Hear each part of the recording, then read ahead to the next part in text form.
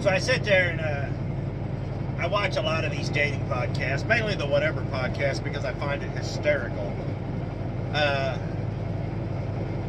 But there's an element of it that I find pretty sad, and it's the men.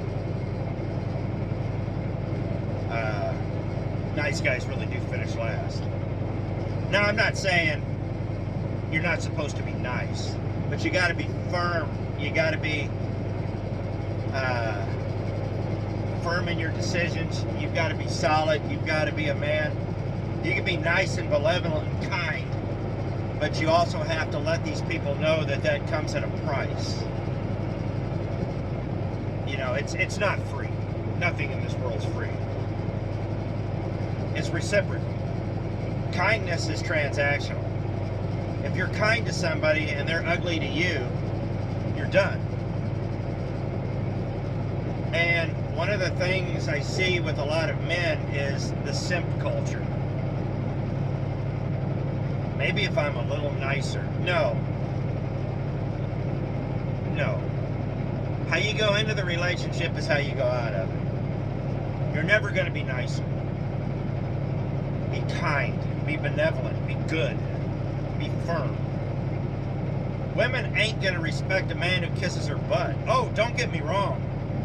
The kind of woman that's going to take on a simp, she's just using it. She'll take him for his money. She'll take him for something more valuable, which is his time. She'll take him for everything she can. Well, I've heard guys say, well, I ain't got nothing. Well, yeah, you've got your time. You've got some resources. She'll do that, but she's also doing that to this guy over here.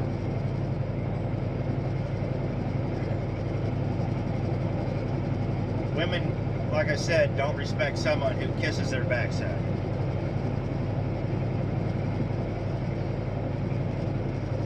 You can't let your desire for companionship override your good sense, because there's one thing worse than being lonely, and that's being with someone and being lonely. That's even worse. There's nothing worse than being stuck with someone who doesn't like you, who doesn't respect you, who doesn't contribute, who treats you like crap. For what? Because you're providing something with her. But I'll tell you right now, as soon as there's a better offer, she's gone. Unless she's just completely lazy and she's got everything she wants and she knows she's got you hemmed up. It's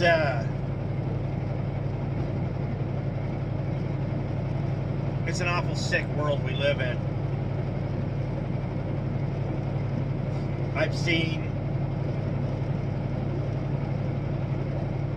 you know, here's the thing, is if you start watching a lot of these dating podcasts, you start seeing a common thread running through it. I'm not saying all women are like that, but the part that scares me is these are the women that other women are watching. The problem is that you don't see the B side. You just see what they want you to see. I'm the boss babe. Are you now? No, you're not. You're going to be a boss babe alone at 50 with about 5 cats. You don't see how miserable these people are. Because you see them at 20, 22, you ain't going to see them at 40. Guys, choose your mate wisely. You know,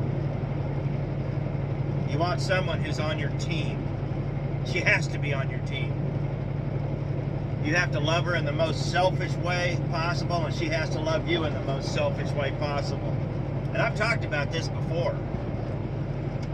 Her existence has to be wrapped up in you, because if you fail, she fails, and vice versa.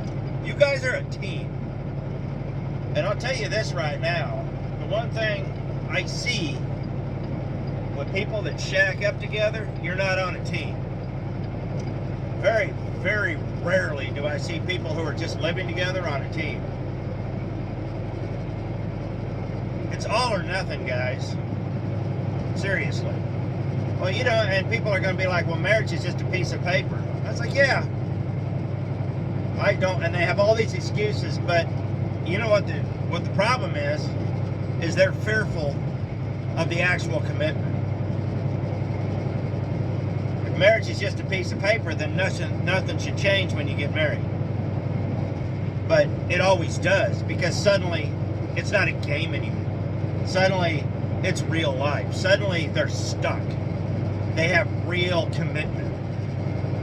And that's why people who have lived together for 15 or 20 years, when they finally decide to get married, they end up divorced within 3 years.